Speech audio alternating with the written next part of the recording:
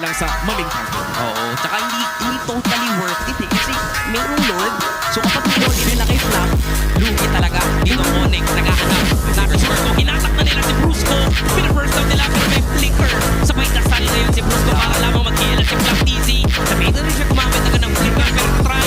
First down, may first down dito. Guerra will get the kill. At ito na yung counterplay na gagawin ng Onyx. Pero nakatagyo sa damo, si Super Marco.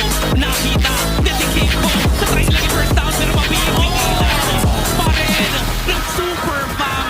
Itong si Bulletproof Super Marco. Dalawa na lamang natitira sa Falcons ngayon. Pero kung makakadepensa pa naman ang tanong ay i-contest pa ito ng Team Falcons para paparin ni Kendra si Owen. Kung hindi na makakakontest pa ang Team Falcons, that's going to be the board secure for Onyx Philippines. Final flash mula kay Curse. Nahuli na si Guy TV. Nahuli nila yung YSS.